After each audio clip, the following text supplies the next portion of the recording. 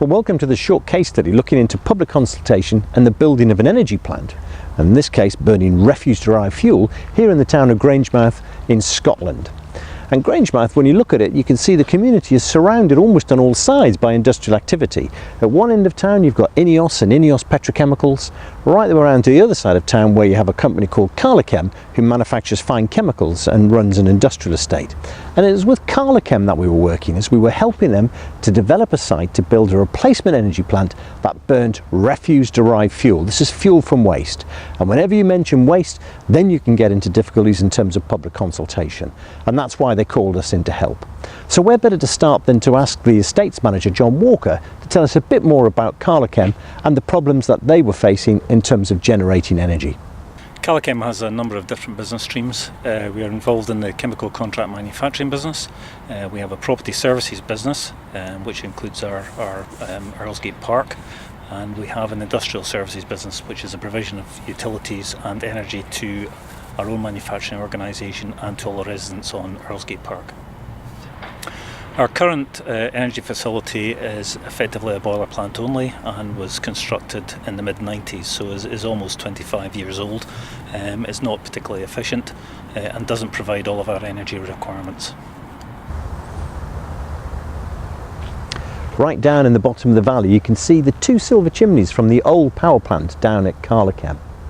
And when you have a community which is surrounded by industry like this, they're very aware of what's going on and they take a great interest. And about a year before we started talking to Carlochem, another company looked to build a biomass power plant down on the docks here in Grangemouth. And when they put that proposal forward, there was quite substantial opposition to any building of any new power stations here in Grangemouth. So given that background, I thought it was important to ask John what he saw as the key issues when trying to engage with the local community about the building of their new replacement power station. Grangemouth is a lot of industry around here, and the residents are very sensitive to the level of industry that is in Grangemouth, and the prospect of adding to that would be of a concern to them, I feel sure, and therefore was a concern to me that what their reaction might be.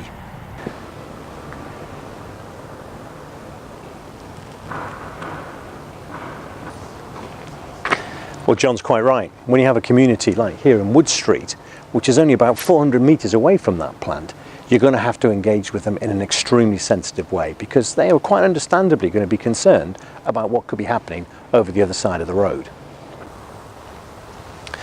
So given that proximity and that industrial context, you needed to handle the consultation extremely carefully. And what you don't do is you don't immediately get into selling the community a new power station which they don't understand the context of. Which is why we did a two-phase consultation program, where phase one did nothing more than establish a widespread understanding about why this particular plant was needed. And once we got people to understand why it was needed, then we started talking about what it was going to entail. We actually got into the detail of what the plant was going to involve.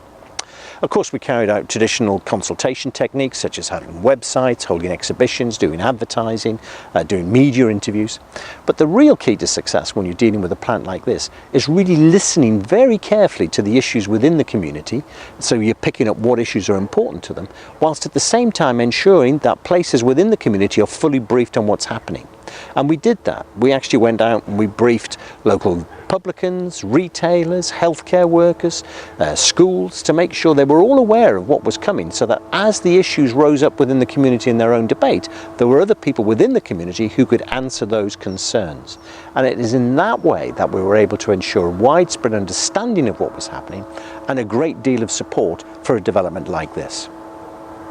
Proteus developed a community engagement strategy and a wider stakeholder management strategy for this project, and implemented that for us, and that was of great help to the project. I think that strategy and the implementation of that was very much a key enabler to us achieving planning permission for this project as smoothly as we did. So the Carlochem Renewable Energy Project is an extremely good example of effective community engagement for two real reasons. The first one is the style of consultation that we used. We weren't selling the project. We were providing information so the community could understand what was being proposed, and the vested interest of the developer didn't get in the way. That allowed the groundwork for trust to be built between the community and the developer. And secondly, it was the two-phase process that we used in terms of the consultation exercise itself. Phase one, the establishment of the principle of the need for this development, so the community could accept that, before we then moved on to talk about what it would actually look like and entail. And in that way, we allowed them to assimilate and understand what was being proposed so they could accept it, which gave the local authority confidence to say yes to the development in a short period of time.